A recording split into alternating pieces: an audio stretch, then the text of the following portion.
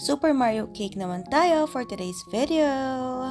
Mami, tara na G! Naku, kakagising ko lang at napasarap na naman ng tulog ko dahil sa sobrang pagod. Hanggang ako kasi nagising kanina, mga 4 AM dahil nga napakaaga rin ng mga cake orders natin for today. Amazing! Anyway, ayan, eto. Simple lang naman ang cake request sa atin ni customer. Bali, ang gusto niya lang is Super Mario na design and meron lang siyang konting fondant details. Unlike dun sa pinakaunang Super Mario na ginawa natin na bunggahan talaga yung mga fondant details niya, ito, simple lang siya and yung mga main characters natin like si Super Mario and Luigi ay printed toppers lang. So, medyo budgetarian and affordable yung ganitong klaseng design ng cake.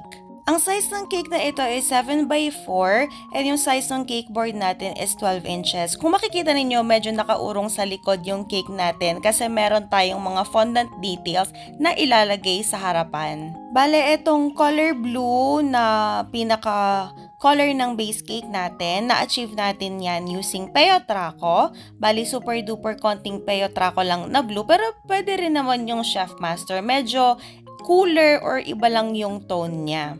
And dinoble coat pa nga natin yung color blue kasi nakalimutan kong mag-first coating ng color white muna bago yung color blue. Masyado siyang manipis. So, dinoble coat na lang natin yung color blue. And then, ito sa pinakababa natin, Peyotraco na color green lang yan. Wala na akong ibang hinalo para medyo parang may pagka-mint yung color niya. Yan yung mag-a-act na parang grass doon sa ating cake. Napakadali lang talaga nitong design ng cake na ito, lalo na yung pinaka-base cake natin, bali yung color lang, at saka yung mga grass talaga, yung pinaka-details niya, aside dun sa mga fondant details natin. At ito na nga, kung makikita ninyo, iba yung color tone nung pinaka-grass natin doon sa tone ng green sa baba.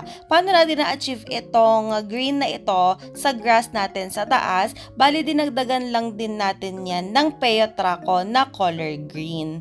At ito na nga, for the tusok tayo ng mga cake toppers natin, ayan si Super Mario and then si Luigi and then yung mga iba pang characters nung sa game mismo, ayan yung Little Mushroom, tapos yung color brown, yung kumakain kung naglalaro kayo ng Super Mario, tapos request ni customer na iba't ibang colors yung letter ng pangalan ni baby, which is Simon Caleb. Ayan, wala pa nga akong number molder ng mga time na ito, kaya kung makikita nyo yung number 5 natin, napaka basic lang ng itsura niya, pero carry naman na yan. Nag-struggle pa ako ng konti dito sa bulaklak na to. So, ang ginawa ko na lang is, instead na magkadugtong yung flower at saka yung stem niya, nagdagdag na lang ako ng icing dun sa may likod niya para naka-emboss at nakadakit para sigurado na kung sakali na i-travel yung cake is hindi siya babagsak.